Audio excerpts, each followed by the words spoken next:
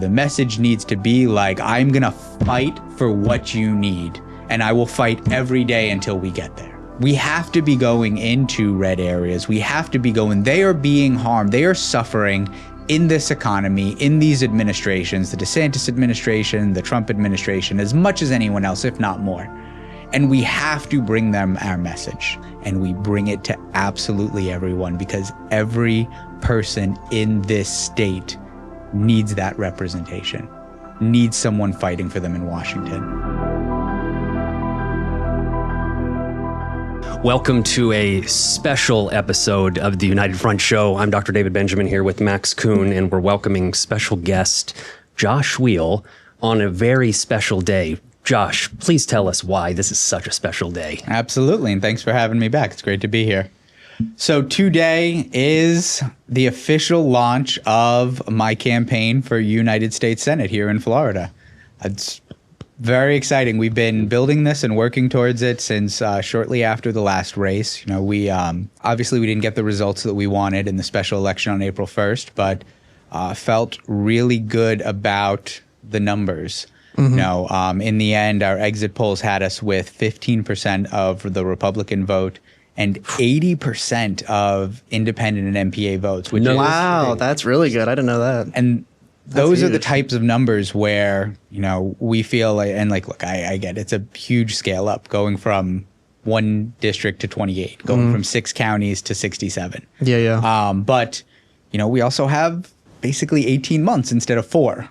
So we have a lot more time to get to all of these places. And, you know, we have a great fundraising infrastructure. And, you know, we have a message that we know is resonating with people. You know, if it resonated in District 6, a district as red as that, you know, it feels like it'll play just about anywhere in the state. And, you know, we're ready to go out there and, you know, start going county by county, district by district, and doing the work to, you know, to take back this state and turn it blue. That's exciting. That would be great. If I understand it right, I think you guys raised about $15 million. A little over $15 million. So that's pretty incredible. Yeah, and I would say that was small donations only? 100%. Yep. Just under 400,000 individual contributions. Yeah, that's unbelievable. Yeah. My question is this then. How will that translate to a statewide race where I assume you're hoping to raise a significant amount? So we have this clocked as a $100 million race. It's a big state. We believe we need $100 million to execute the plan the way I want to. That means, you know, being able to contribute $10 million to voter registration efforts across the state. You know, we're seeing major purges from supervisors of elections. Last month in Miami, they purged 11% of total voters in one day, 170,000 voters off the rolls. You know, we have to do a lot of work to make sure that every Floridian has a voice in this next election. And work costs money. Right now, there are 10 counties across the state that don't have local Democratic parties. So there is no local infrastructure to work from. So we need to get on the ground immediately there and start organizing. Thankfully, we have an incredible list. We had volunteers sign up for our campaign, whether it was to come out and knock on doors, whether it was for phone banking, for writing postcards. But we had great numbers from all 67 counties in the state. So we have a list of people that we know are engaged. So we have a place to start, and we're going to be hitting all 10 of those counties and starting to build up a network so we can get out and start getting our message out into the community and reach out to voters and meet them where they are. But again, that's going to cost some money. You know, we got 28 congressional districts, and, you know, in a state that was not gerrymandered, based on our current voter registration, 15 of them would be held by Republicans, 13 would be held by Democrats. The way that it stands, because we do not have fairly cut maps, is that 20 are held by Republicans and 8 are held by Democrats. So there's a big difference in the majority and the focus there. And one of the things that we've seen is it's a lot easier for Democrats to raise money and get their message out in the 8 that are more winnable than in the 20 that are more difficult. Each year, around 12 to 15 of those currently red seats wind up being just runaway default Republican races that Yeah. went 65-35, so just R plus 30. We need to cut that down, right? So math teacher Josh, goes into the numbers and breaks it down.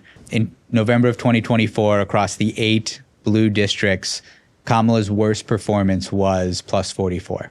She did no worse in those 8 congressional districts than 72-28. Wow.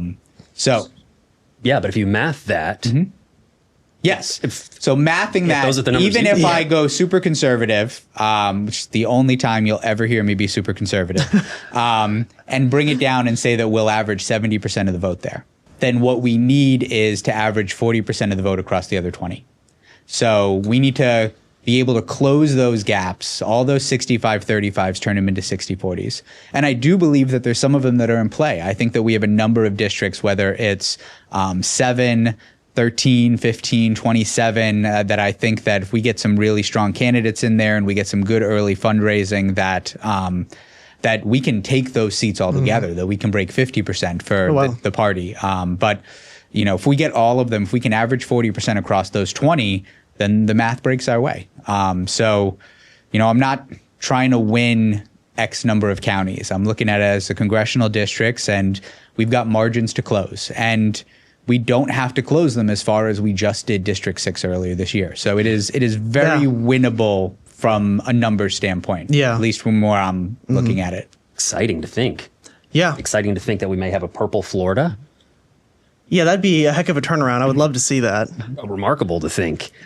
What's your just initial reactions now that we're about a half a year into Trump's term? Is it as chaotic as you imagined? Is it even worse than you thought it might be? I cannot tell at this point if it has gotten less chaotic or if I have gotten numb to the chaos. Good point. Because we're watching videos of missiles flying back and forth in the air from Iran and Israel. And it's just like, these things don't even feel shocking anymore. We're like, yup, we're going to wind up in war. Yup, we're going to, we've known about the cuts for a long time. Those of us who, didn't write off the Project 2025 narrative pre-election knew that should he get in, we were going to see attempts to destroy the Department of Education, FEMA, Social Security, Medicaid and Medicare, massive cuts to the VA, that we were going to see the basic infrastructure of our nation, everything that makes this country great, just have a wrecking ball taken to it. Essential services that the American people rely on just completely be gone. And so, we're still fighting for these every day. And, now, we have, a foreign dilemma that, you would hope the president of the United States is acting to de-escalate, but de-escalation is not really one of President Trump's, it's not really in his tool bag, one of his main skills. I wouldn't say either, yeah. Thankfully, and it's a weird world when you find yourself giving credit to Marco Rubio. He has shown throughout these 6 months the ability to be an adult in the room, after just the debacle in the Oval Office with Vladimir Zelensky. Oh, yeah. Right? Rubio went to Riyadh a week later and met with them and was able to smooth things over and get them to agree to peace talks with Russia.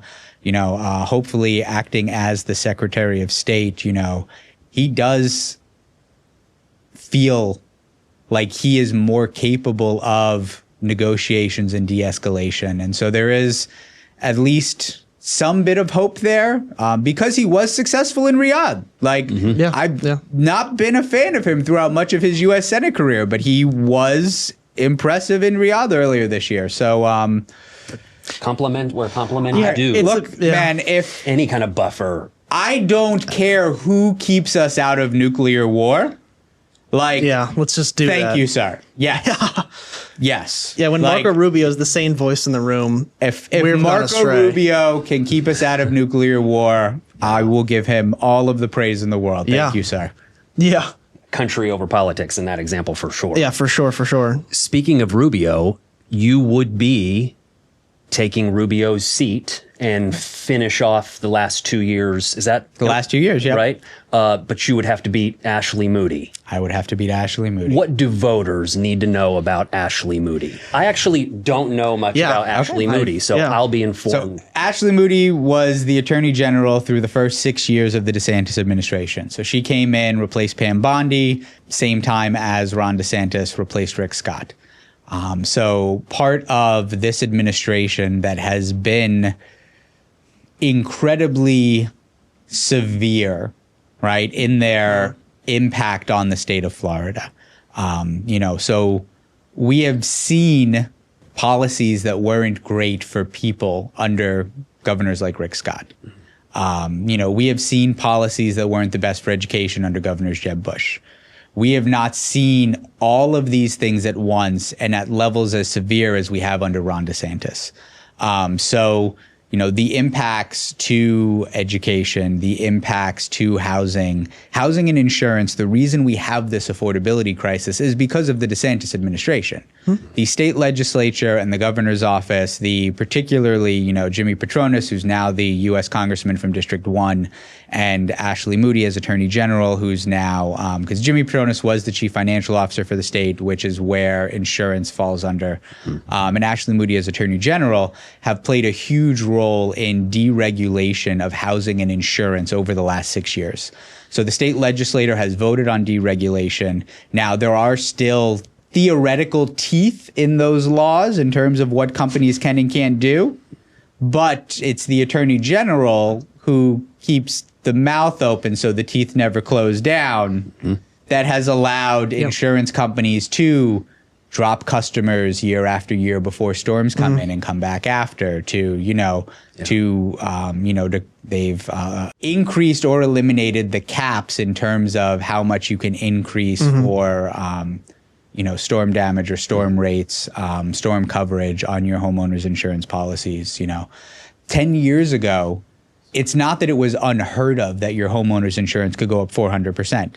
It's that it was not legal for your homeowner's insurance to go up 400. There were caps on how quickly they could increase your premiums over a period of time. Got it. And those are all either gone or have become it is just well understood they will not be enforced today. So Ashley Moody is as culpable as anyone for the affordability crisis we have in Florida today. That's a damning Yeah, that's not good record. for her. That's bad. In Florida, especially. Yeah, With what- especially. with Things the that we're housing. fighting against are things that she played a major role in instituting. These were the problem. And you can't blame Democrats for, I'm going to say anything in Florida.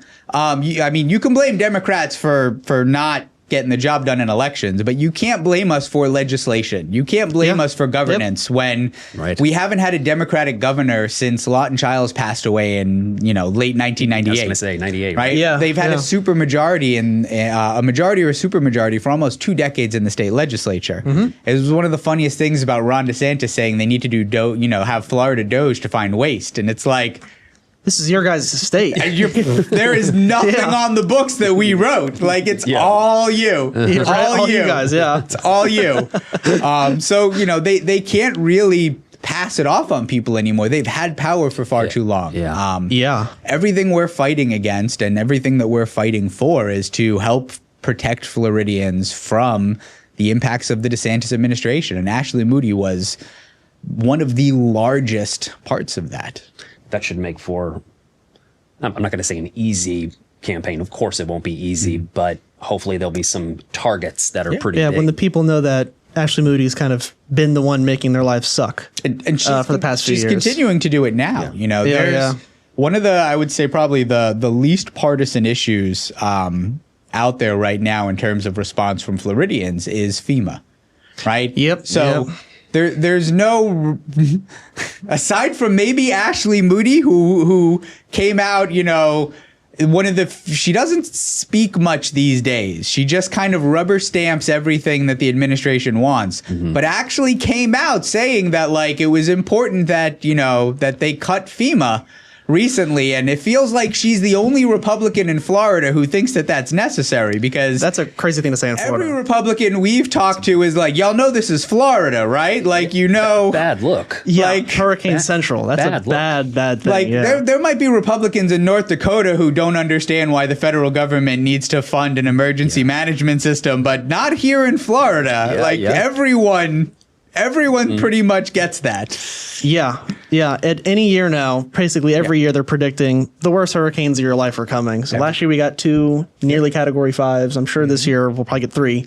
And isn't there a problem with the flood insurance issue as well? What's the deal with that? Yes, so the National Flood Insurance Program is funded through FEMA. So So what guarantees flood insurance in floodplain areas? That is a government secured. It also keeps rates down. So when you have government secured insurance on that, then it is immune to escalation in prices or costs in floodplains, right? So we'll take an area, probably the area that's had the worst flooding in recent years here in Florida is about an hour south of y'all here, Crystal River. Yep. Right? Yeah. Crystal River is, if you've seen any Facebook photos after hurricanes in the last few years where they have the airboats driving down Main Street. Yeah, it's like just a the lake. sheriff's department just has a whole fleet of airboats because they take them out like 3 times a year. The entire city gets flooded. Just the whole place gets flooded. Right. It's bad. So homeowners insurance there has gone up around 400% on average.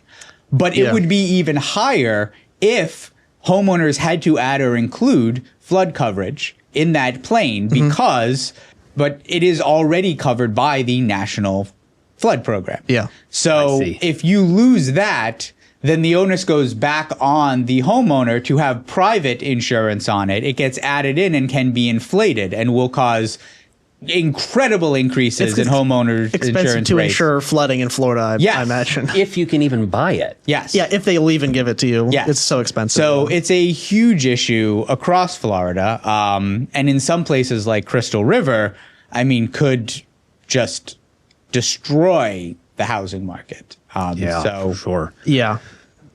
You want to ask anything about this ICE bullshit?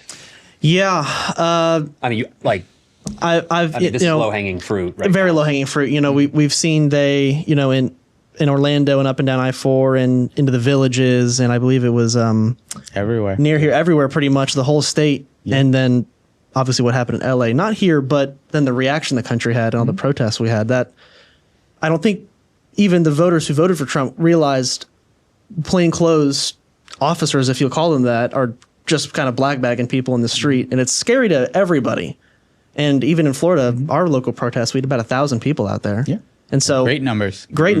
And so Floridians are not very happy. We spread our team out, and we had people at as many of them as possible. We had some people here, and it was an incredible day.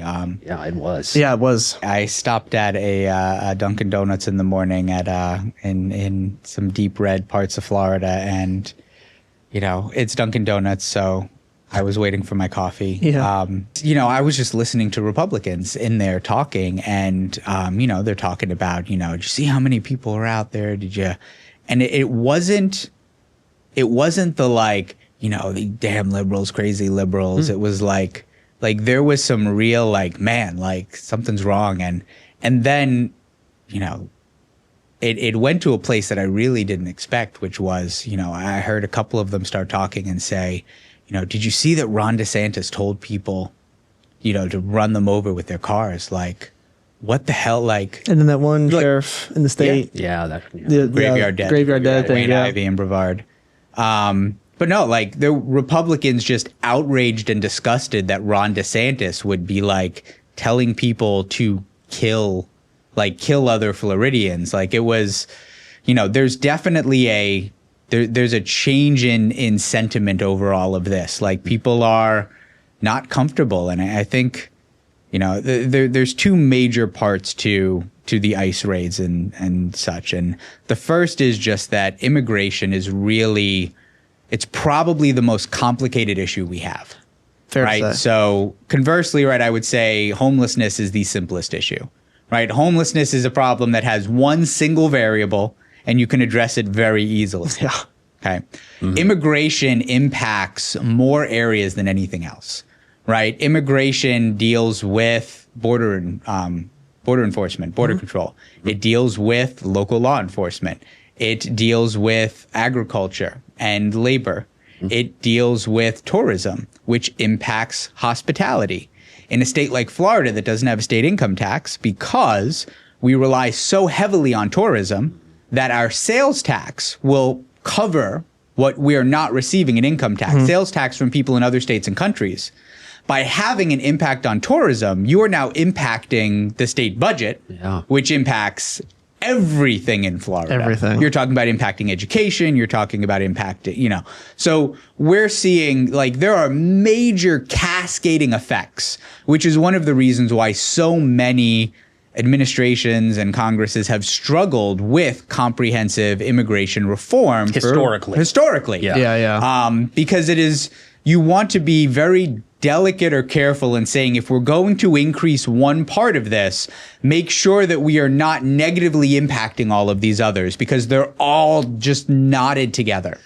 Delicate is not a word that I would use for this current administration. No, it is not. Right?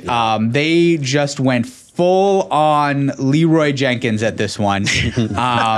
And with no real concern for the cascading effects. So we are seeing farmers and agricultural communities hurting. We are seeing, they were talking about that, no, these are the criminals and people who don't work. And then they're going out to construction sites and rounding up everyone who's, darker than this iced tea here and putting them in a truck and driving off. Those people were working and doing a job. Now there's no construction, just stopped for a day. Yeah. They're impacting labor. They're impacting agriculture. They're impacting tourism, as we said. They're doing it in such a way that is completely negligent of the cascading impacts. So that's one part of it. The other part is that there's something that just so deeply violates our core value as Americans. Right? The idea that it is, and there is, I know that it gets done far too much. And so I do not make references to World War II lightly. Right? But the fact that it is literally a show me your papers policy, right? That we are talking about people being seized, right, by essentially a secret police force, because you cannot identify. They are not publicly identifiable. Nope. Right. And pulled out of schools and churches and Courthouses. Their own cars. Yeah. They're places of, places of business and courthouses and, is just, it goes against core values of who we believe we are or should be as Americans. And to see it happening to our neighbors, to see it happening in our communities, to see it, is horrifying. And it's something that I think it doesn't matter which party you're on, that you might be able to tolerate it a little more because you have belief that the ends justify the means if you're, a supporter of this administration, but it doesn't sit right with anyone. Yeah, no. Where's the humanity in, ripping babies from mother's arms and that, We're also, even in Florida, arresting citizens. Yes. And putting them into jail cells, and even when they show their Social Security card or birth certificate, doesn't matter, and then just released onto the street like nothing happened. That happened about a month or two ago. It's insane. So everyone's getting. I don't mean to laugh. I'm seeing in my head the photoshopped image of the MS-13 tattoo on the. I remember that. He was clearly, you can see it on his hand, and it's like the worst Photoshop you've ever seen. It's typed. They typed. Yes, it was. By the way, he's back in the United States, so Trump also did lose that. Also, just for the record, even if he was a gang member, while being a gang member is illegal, we do not deport American citizens for committing felonies. Deportation is not the end result of committing a felony if you are an American citizen on American soil. Insane. Yeah, no, you don't actually get to do that. Let's talk briefly, on our show, we talk a lot about income and wealth inequality as the single greatest issue that we deal with as Americans in this day and age. When you just ran the campaign that you ran and you were knocking on so many doors and speaking to so many people, I'm sure the people weren't speaking in the language of, income and wealth inequality is so high, that's why I'm struggling. But how are you able to bridge the idea to get your message across to people, to kind of to help them understand sort of what the underlying issue is and what we can do about it? Is that a tough thing to do? I mean, it depends on where people are at with it, right? So if we're looking at just a snapshot in the moment, right, of what's happening today, right? I think that focusing on veterans benefits is one of the most visceral, because when we talk about we're going to fire thousands of doctors and nurses from the VA, right? We are going to set back appointments and wait times for veterans to receive healthcare access by 6 to 8 months in some places, explicitly, so that way we can give tax cuts to billionaires. And tax cuts that are so extreme that in the budget bill, they're actually, the bill has $1 trillion overage, right? Mm-hmm. It is $1 trillion overspent so they can give $4 trillion to billionaires. This is the big, beautiful bill. The big beautiful bill. Yes. Yeah. So there is a built-in, and now Mike Johnson will tell you, like he has said it repeatedly, don't call it $1 trillion because it's 984 billion or whatever. That's much better than $1 trillion. But look, man, like if I go to Taco Bell and it comes out to 984 and you ask me how much I spent, I'm gonna be like $10. Yeah, exactly. So there's the present snapshot of like we are taking away from veterans to give to billionaires. Yeah. And then there's the historical, right? In terms of how we got here. And when we talk about the historical, I like to bring up, you've definitely seen it, I bet. I don't know if you've... Not old enough yet. National Lampoon's Christmas Vacation. Oh, yeah, for sure, yeah. Right, so the whole movie, right, begins and it revolves around, right, one premise, one incident that, leads into the rest, which is he doesn't get his Christmas bonus. Christmas bonus, yep. Okay, $4,000 Christmas bonus. In 1987 or 89, right? We're talking 87, I think. Which is enough to put in a pool and fly everybody down. Yeah. But in the movie. Yeah. So $4,000 Christmas bonus. Okay.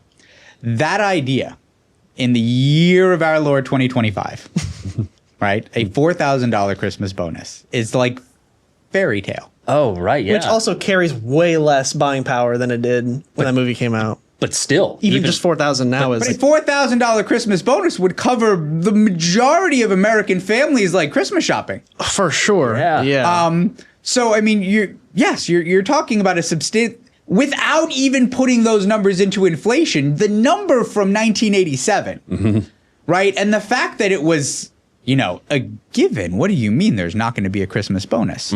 And so, that as a kind of tipping point in history, I think, reflects where we were pre-Reagan administration, post-Reagan administration.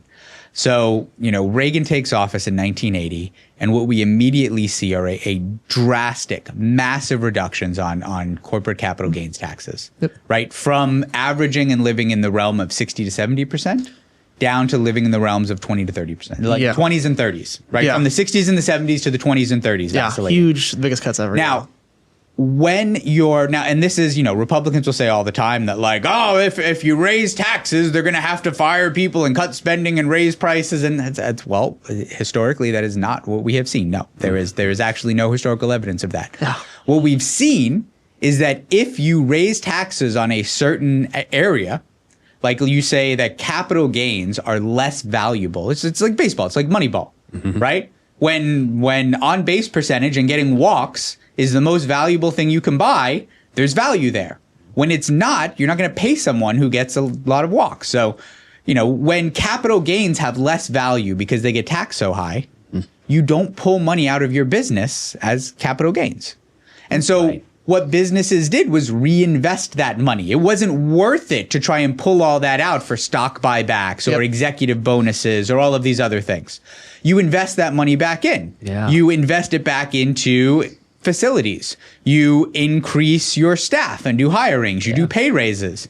And since most companies' fiscal year ends on December 31st, if you find yourself at the end of the year with more capital gains than you want to pay taxes on, the easiest way to dump it before the deadline of December 31st was a Christmas bonus. This is where the Christmas bonus came from. So Reagan killed the Christmas bonus. Reagan killed the Christmas bonus. And I think we're all still waiting for the wealth to trickle back down. One day. One day it'll. One day.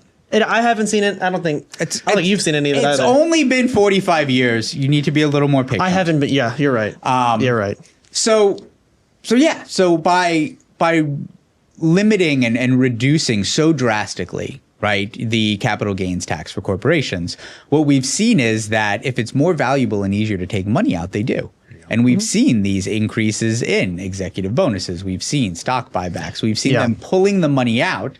And it makes it just as if it was more valuable to invest the money back into the company before, now that it's more valuable to pull it out, well, how much can you pull out? Can we cut salaries? Can we reduce benefits? Can we reduce staff? Can we cut corners on facilities, right? Because all of that money you save is valuable to you if you can pull it out. There is no reason to keep it in. And so, we have gotten here over essentially 45 years of these levels of capital gains taxes that have facilitated this excessive level of corporate greed in capitalism. It's not a necessarily fundamental trait of capitalism, but it is absolutely a fundamental trait of our current version of capitalism with these types of taxes and incentives provided. The framework provided for businesses to operate in rewards them to pay less, cut corners, and pull money out. And it's been that way for 45 years. And as they pulled money out and paid less year after year, over and over, that's where the gap and the gulf widens. And then it's gotten to the place where it is today that feels insane. And it's only getting worse. Yeah. Until we go back to pre-Reagan tax policies, I can't see any way that it won't continue getting worse. That's a good point. What about Mamdani? Do you know about him up in New York City, the mayor, the mayoral race? Zoran? Yeah. Zoran. Yeah. I mean, he's a huge fan. Huge fan. Especially of how... the big thing that I noticed, I mean, Zoran. he's great, and I like, what he's doing, but a lot of what he's doing is like New York City focused, obviously, right? He's but running. New York City, he's running for mayor, obviously. Now running for governor of Texas. Exactly. But the way he's going about his campaign, I think is pretty unique, and I would say pretty modern, and definitely gets a lot of attention of younger people. For sure. And I want to know kind of where you sit on this. I think there's a lot of lessons to be learned So for many Democrats lessons to be of learned. how he's running his campaign. Yes. I want to know what you think about that. Yeah. I mean, I think that we're seeing someone who is not afraid to run progressive policies when, especially in an environment where they feel so necessary, right? Yeah. So when you talk about like the rent freeze and people are like, oh, you can't do that to the businesses, or think of the landlords or the corporations, or like, when people can't afford to live because housing is so far out of control. Yeah. The fact that we still have a side of I mean, look, it's a Democratic primary. So our party who is like, you can't do that. Think about the landlords. While like people can't afford their rent. Think about the landlords. You know, it's very similar to where we're at here. Like when we're talking about like, why did, you know, the messages that I ran on resonate in a heavily red district? Like the need is much greater. Yeah. I've personally experienced the rent issues around here for sure. Yeah. So, I mean, he's not afraid to offer drastic solutions to drastic problems. And I think that's great. And he also has a manner of doing it that, you know, obviously his marketing, his messaging is very youth oriented. You know, it comes off in a way that is very easily digestible for a generation that consumes media, I'm going to say via YouTube shorts, right? Yeah. Good enough, right? yeah. Like when you look at my son, I have a 12-year-old son, and he did a whole media breakdown for me of every different generation. And like, and he told me that like, you know, for Gen Z, like it's the number one thing is YouTube shorts. And he's like, you know. Yeah. And a lot of it comes from there. TikTok, which is the same thing. Same thing. Yeah. Consuming it in different ways, right? And so obviously he's speaking to them he's delivering the message in a way that they easily receive it, right? And also he's incredibly cool and confident about it, right? He has no hesitation.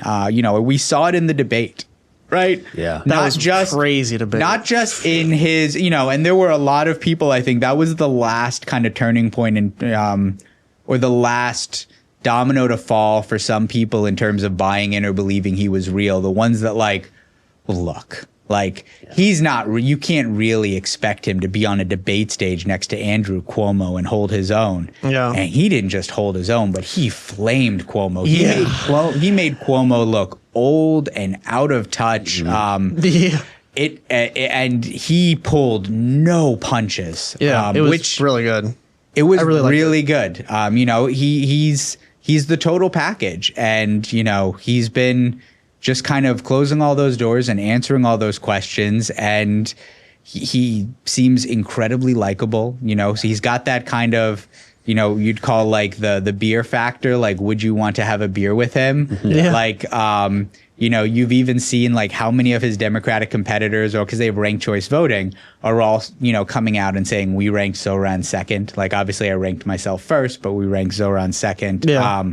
You know, there's just so much there to really like and be inspired by. And I think it definitely sets a great tone. And now people will say like, well, that, you know, people say it'll never work in New York City. And then if he wins, they're going to be like, wow, that only worked because it was New York City. Yeah, the goalpost moving. Yeah, exactly. But no, I think that there's a lot to take from that in terms of how to message and, you know, to really, you know, say it with your chest. You know, if people are struggling, right, that the message shouldn't be what we can get done this year. The message needs to be like, I'm going to fight for what you need. And I will fight every day until we get there.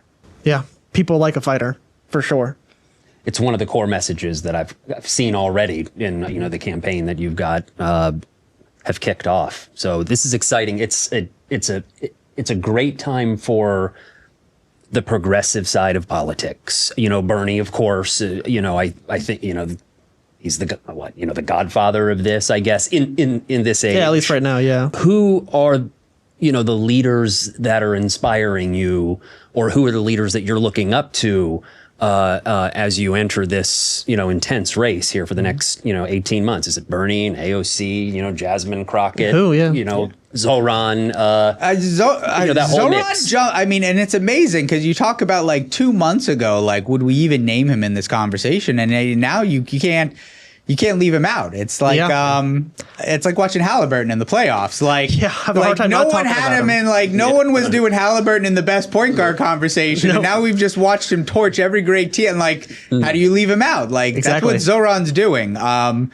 He's got to be in there. You know, I think I would say that definitely right now there are two senators in terms of Bernie Sanders and Christopher Murphy who are recognize where the fight needs to go, which is to say that if you are a Democratic senator from a blue state, going home and doing town halls, right, and telling all of the Democratic majority in your state, right, what needs to be different in this administration or how this administration is harming them, does no good to anything. Everyone knows that in your state. That's why they voted you in there. Yeah. But what Sanders and Murphy are doing is that they're traveling to red states. They're going out to areas that don't have Democratic senators. And not just particularly that states that don't have Democratic senators, but states that don't have Democratic senators and one of their Republicans is up for re-election in 2026. So there is heat and pressure there. And they are giving them the insider baseball. They are doing big town halls. They are drawing conservatives out who have questions that their senators won't answer. And they're giving it to them straight. And they're letting them know exactly like, you know, they said they're not cutting Medicaid. Yeah, they lied. It's on page 84, line 37. Like it's right there. Like they'll tell you. And so, you know, that I think is a big part of where we need to progressing and going to this, which is, you know, that we need to be bringing the message to the people who need to hear it. And sure, it's a lot easier to deliver a Democratic message in a heavily blue district. For sure. But we, you know, look, we talked about it earlier. We have 8 heavily blue districts here, and Kamala won them all by no less than 44 points.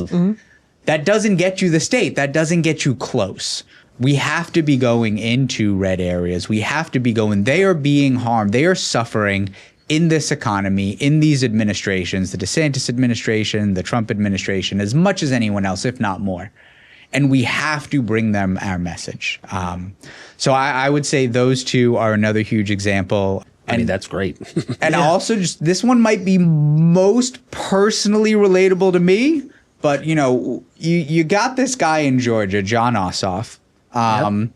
You know, he's about 3 years younger than me. But, you know, he first, you know, during Trump's first term, you know, Osaf's first big race was a congressional special election.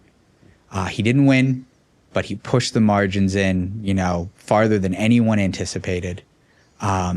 And from the lessons and everything he took from that, he went on and he launched a U.S. Senate campaign and became the youngest U.S. senator in the country after turning a state that everyone in the country had written off and said a Democrat could never win in by flipping it and also helping to flip the other Senate seat at the same time that was up for grabs.